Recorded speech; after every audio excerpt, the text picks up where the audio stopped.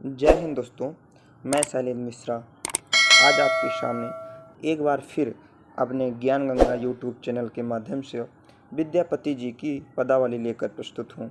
आज हम विद्यापति जी की पदावली में 9वें पद पर चर्चा करेंगे, जिसमें हम संदर्भ, प्रसंग, व्याख्या आदि सभी अंशों पर चर्चाएं करेंगे। 9वां पद जो कि हमारा है कि सखी है हमर दुखक नहीं और।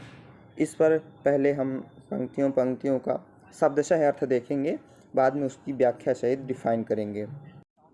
यदि विद्यापति जी की पदावलियों के संदर्भ पर चर्चा की जाए तो संदर्भ में हम कुछ ऐसा लिखेंगे कि प्रस्तुत पंक्तियाँ मैथिल कोकिल एवं अभिनव जयदेव के नाम से की उपाधि से विभूषित मैथिल कवि विद्यापति जी की पदावली से उद्धृत या ली गई हैं।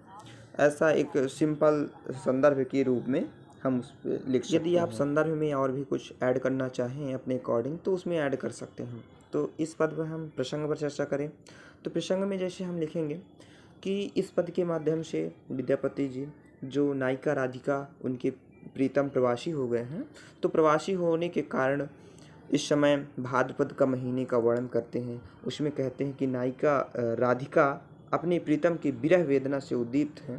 बारिश के महीने में होने वाले बादल, बिजली की चमक और ये जो मूसलाधार वर्षा है तो और जो मेढक की आवाज़ है टर टर की, इनसे उनको कष्ट हो रहा है। इस कष्ट का वर्णन करते हैं। राधिका अपनी सखी से कहती हैं, प्रश्न करती हैं। तो आइए हम इसकी व्याख्या पर चर्चा करते हैं कि सखी है हमर दुखक नहीं और, ई भर बादर माह भादर शून्य मंदिर मोर। सखी है का तात्पर्य सखी है सखी। हमर का अर्थ होता है हम या मैं या मेरा। दुखक शब्द है लेकिन इसका अर्थ दुख है। नहीं और का मतलब होता है कि अंत, इसका अंत ही नहीं है। ई भर बादर माह माने ये जो महीना है, इस महीने में जो बादल हैं चारों ओर भरे हुए हैं, गगन मंडल में छाए हुए हैं। और शून्य मंदिर मोर, शून्य मतलब शूना है। मंदिर का तात्पर्य यहाँ उनके हृदय से लिया गया है या मन से, उनके घर से लिया गया है, तो वो उनका सूना पड़ा है। और झम्प जमा झमिया तीव्र गति से, घन गर्जति संतत, घन मेघ से हम। और गर्जति मतलब होता है गरजना, और संतत का अर्थ है लगातार अविरल गति से। भुवन ने भारी वर्षण दिया, इस संपूर्ण पृथ्वी भर में बरस रहे हैं। तो आइए हम इसकी व्याख्या देखते हैं। नायिका राधिका अपने सखी से कहती हैं कि है सखी मेरे दुख का अंत नहीं है, अर्थात हे सखी मेरे दुख का कोई अंत नहीं है।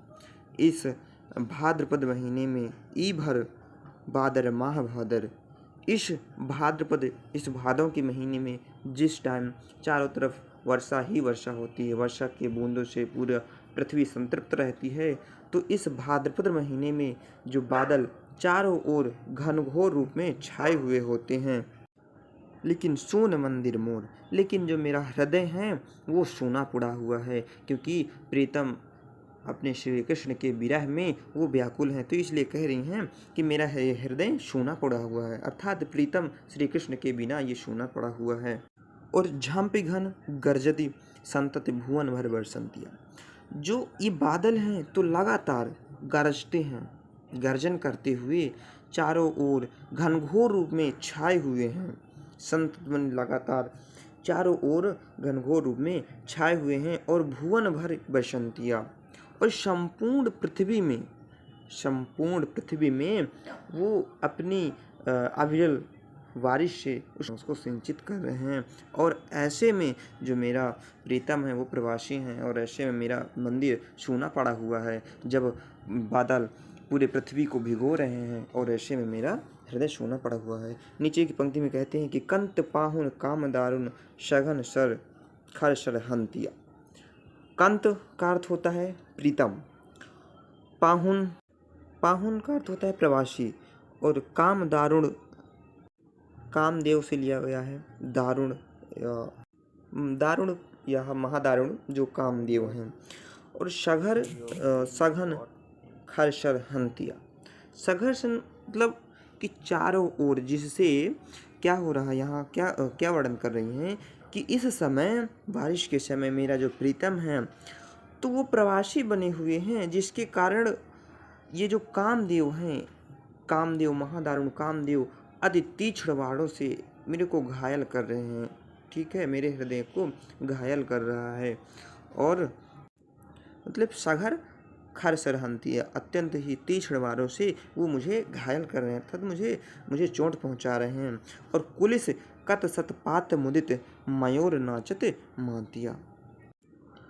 कुलिस का तात्पर्य वज्र है, कत शत पात मुदित अर्थात जो लगातार, शत माने होता है सहस्त्रों, पात का अर्थ होता है गिरना और मुदित का अर्थ होता है प्रसन्न होकर। तो इसमें कहती हैं कि जो बिजली के सहस्त्रों जो वज्र हैं, कुलिस कत सत मतलब बिजली के सहस्त्रों जो वज्र हैं वो लगातार मुझ पर गिर रहे हैं। ठीक है, और इस घनघोर वर्षा के वातावरण में जैसे मयूर नाचत मानतिया, और इस वर्षा के मौसम में जो मयूर हैं वो उन्मत्त होकर नाच रहे हैं, नृत्य कर रहे हैं। और मत्त दादुर डाक डाहुक मतलब ये जो दादुर का तर्थ मेढक से होता है, ये जो मतमस्त मेढक हैं तो इनकी जो तीक्ष्ण, क्योंकि इस समय मेढक, आप जानते हैं कि वर्षा के समय में मेढक अत्यंत तीव्र वाणी से वो लगातार टर टर की आवाज़ करते हैं, तो अपने भीषण स्वर से ऐसा उन्हें प्रतीत होता है कि मेढक और ये डाहुक, जो डाहुक पक्षी होता है एक, तो ये तीव्र अत्यंत भीषण स्वर से पुकार रहे हैं, और जिनकी पुकार से फार जायत छातिया, इनकी पुकार सुनकर मेरा हृदय है ये फट जा रहा है, अर्थात दर्द से वो करा रही हैं और कहती हैं मेरा हृदय फटा जा रहा है, यह घायल होता जा रहा है। और नीचे की पंक्ति, तिमिर दिग भारी घोर जामिन अथिर बिरजुग पान दिया। तिमिर दाग मतलब चारों ओर जो बिजली छाई हुई है, ठीक है, सघन अंधकार छाया हुआ है, जो घोर जामिन, चारों ओर बिजली और अंधकार का ही वातावरण व्याप्त है। और अथिर बिरजुग पातिया, जो एक अस्थिर बिजली, क्योंकि वर्षा के समय में बादल टकराने की वजह से जो बिजली उत्पन्न होती है उसी को वर्णन करते हैं कि ये जो अस्थिर बिजली है, इनकी जो पंक्तियां हैं लगातार गिर रही हैं पृथ्वी लोक पर, इधर उधर दिखाई दे रही हैं। कहते हैं कि इस मौसम की वजह से, इस बारिश की वजह से चारों ओर अंधकार छाया हुआ है और जिसे रात्रि भी अत्यंत भयानक प्रतीत हो रही है। और अथिर बेजुक पांत्य, और ये अस्थिर बिजली मतलब ये तत्व यहाँ वहाँ, ये जो बिजली है ये दिखाई पड़ रही है। ठीक है, बिजली का ये चंचल प्रकाश है, ये दिखाई पड़ रहा है। और नीचे की पंक्ति में कहते हैं कि विद्यापति कह कैसे गमाओ हर बिन दिन रतिया।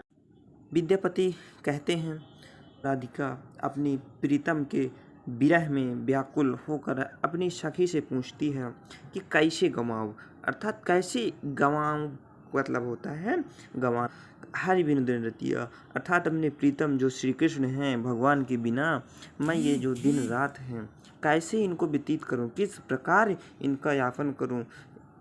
अर्थात नायिका राधिका हैं वो अत्यंत ही प्रिय विरह में व्याकुल हैं, उनको दिन रात भी एक एक क्षण उनका नहीं कट रहा है अपने प्रीतम की